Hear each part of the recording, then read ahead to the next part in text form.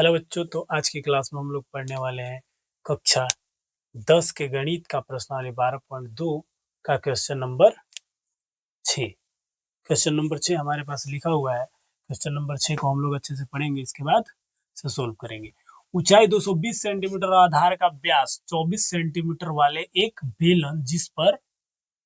ऊंचाई 60 सेंटीमीटर और त्रिज्या 8 सेंटीमीटर वाला एक अन्य बेलन आरोपित है से लोहे का एक स्तंभ बना हुआ है। इस स्तंभ का द्रव्यमान ज्ञात कीजिए, जबकि दिया है 1 सेंटीमीटर क्यूब लोहे का द्रव्यमान लगभग 8 ग्राम और पाई बराबर 3.14 लीजिए, कहा हुआ है। तो क्वेश्चन के अनुसार हम लोग एक यहाँ पे फिगर ड्रा कर लेते हैं। तो फिगर कुछ इस प्रकार से है कि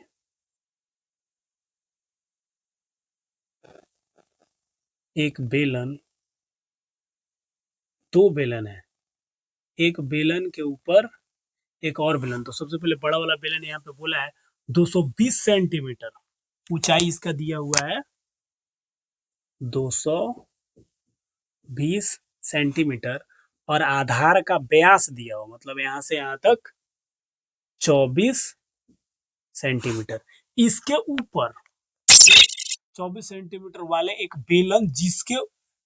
जिस पर ऊंचाई 60 सेंटीमीटर और त्रिज्या 8 सेंटीमीटर वाला एक अन्य बेलन आरोपित है। तो इसके ऊपर एक और बेलन है, इस प्रकार से एक और बेलन है जिसकी ऊंचाई कुछ ज्यादा हो जा रहा है, तो इसकी ऊंचाई को हम लोग थोड़ा शॉर्ट कर लेंगे। इसकी ऊंचाई दी गई है कितना, 60 सेंटीमीटर, यहां से यहां तक 60 सेंटीमीटर और त्रिज्या अर्थात यहां से यहां तक हमारे पास 8 सेंटीमीटर दिया गया। तो सबसे पहले क्वेश्चन, ये इस प्रकार का एक लोहा का खंभा बना हुआ है इस तरह से, और इसका 1 सेंटीमीटर क्यूब लोहे का द्रव्यमान जो है 8 ग्राम लगभग दिया गया है। तो इस पूरे लोहे के स्तंभ का द्रव्यमान हमको ज्ञात करना है इस क्वेश्चन में। तो क्वेश्चन अच्छा है, इसका कैलकुलेशन भी थोड़ा सा लंबा जाएगा और कैलकुलेशन थोड़ा सा है, इसको देखेंगे। सबसे पहले हमारे पास बड़ा वाला जो शंकु है, बड़ा वाला बेलन, यहाँ पे डायरेक्ट हम लोग शॉर्ट में लिखेंगे बड़ा बेलन, बेलन में नहीं लिखेंगे बड़ा, और बड़े बेलन की ऊंचाई को हम लोग बड़ा वाला एच से डिनोट करते हैं, जिसकी ऊंचाई दी हुई है 220 मीटर, और बड़े बेलन की त्रिज्या, तो हमारे पास बड़े वाले बेलन की त्रिज्या को हम लोग बड़े आर से डिनोट करेंगे। तो बड़ा वाला जो बेलन है इसका व्यास दिया हुआ है 24 सेंटीमीटर, तो इसकी त्रिज्या हो जाएगी 12 मीटर। सेंटीमीटर में दिया हुआ है ना, सेंटीमीटर, यहाँ पे भी हो जाएगा सेंटीमीटर, इस प्रकार से दिया हुआ। हम लोग इसके बाद लिखते हैं छोटे बेलन की ऊंचाई, छोटे बेलन की ऊंचाई, छोटा वाला एच दिया हुआ है 60 सेंटीमीटर और छोटे बेलन की त्रिज्या अर्थात छोटा वाला आर बराबर दिया हुआ है 8 सेंटीमीटर। इसका आयतन, स्तंभ का आयतन, स्तंभ का आयतन, स्तंभ का आयतन बराबर होगा बड़े बेलन का आयतन प्लस छोटे बेलन का आयतन। बेलन का, बड़ा वाला बेलन का आयतन और छोटे वाले बेलन के आयतन को हम लोग क्या कर देंगे, ऐड कर देंगे। तो बड़ा बेलन का आयतन वही हो जाता है पाई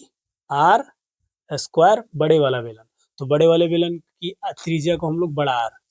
तो पाई आर स्क्वायर और बड़ा वाला एच,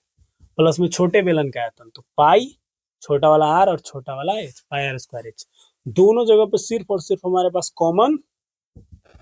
पाई है, बड़ा वाला आर और h प्लस छोटा वाला r का स्क्वायर और h। पाई का वैल्यू ऐसा ही अभी रहने देते, 3.14 नहीं लिखते। r का स्क्वायर डायरेक्ट पुट करते हैं वैल्यू, r का स्क्वायर अर्थात 12 का स्क्वायर, शॉर्ट नहीं करेंगे, 12 का स्क्वायर गुना h हमारे पास बड़ा वाला h हमारे पास 220 प्लस छोटा वाला r, तो छोटा वाला r का स्क्वायर अर्थात 8 का स्क्वायर और गुना में h हमारे पास है 60। और इसको यहाँ पे पाई ऐसे ही रहने देते हैं, 12 का स्क्वायर 144 गुना 220 प्लस 8 का स्क्वायर 64 गुना में 60। अब यहाँ पे ब्रैकेट हम लोग ये वाला लगा लेते हैं। पाई का वैल्यू, पाई अभी ऐसे ही रहने देते हैं। अब 144 गुने करना हमको 220, 114 इंटू 22,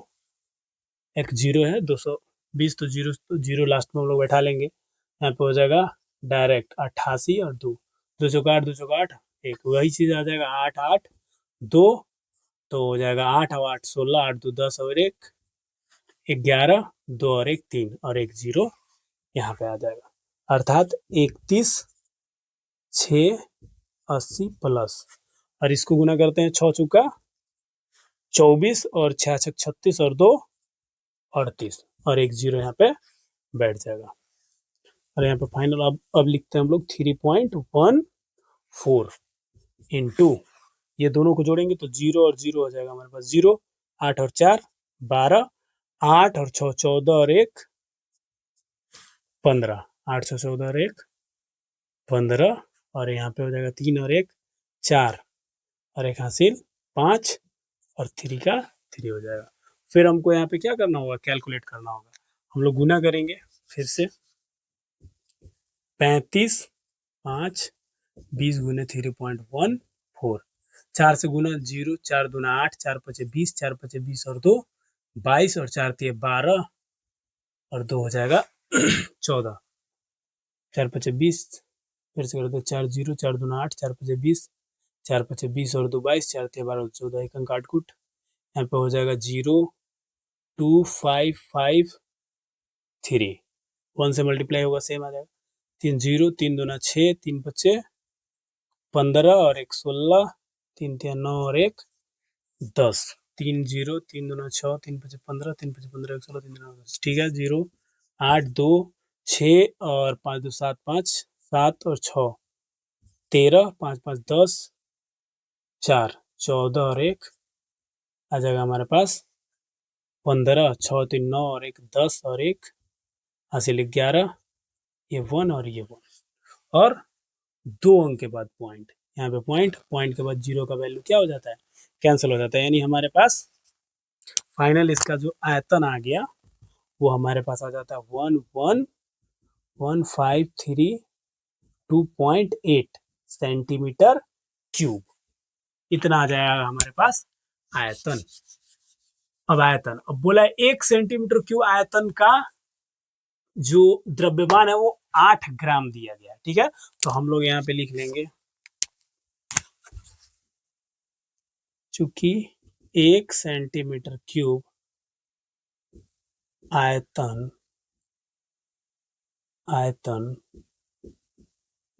बराबर 8 ग्राम, तो हमारे पास ये, तो हम लोग इतना लिखने से अच्छा है कि डायरेक्ट इसमें क्या करते हैं, 8 से मल्टीप्लाई कर देते हैं। 8 से जब इसमें गुना करेंगे तो हमारे पास फिर से अब यहाँ पे गुना करना होगा, 8 8 64 के 4 हासिल 6 बच गया, 8 दूना 16 और 6 22, यहाँ पे पॉइंट पहले बिठा देते हैं, हासिल 2, 8 3 की 24 और 2 26, 8 पचे 40, 40 और 2 42 और 8 एकम 8 और 4 12, 8 एकम 8 और 1 9 और 8 एकम 8, तो हमारे पास आ गया 8922 इतना ग्राम आ गया। अब जो है हमारे पास बुक में जो आंसर दिया गया है वो दिया गया है केजी में, तो इसको जब आप केजी में बदलेंगे तो केजी में बदलने के लिए हमको करना होगा यहाँ पे, क्योंकि 1 सेंटीमीटर क्यूब लोहे के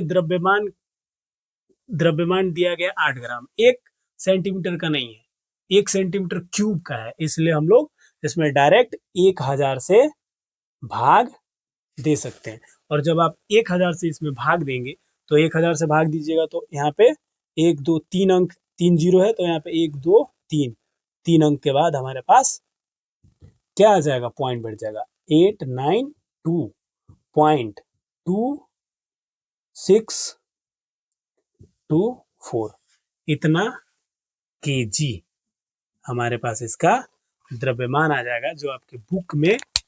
दिया गया है 892.26 केजी। इसका आंसर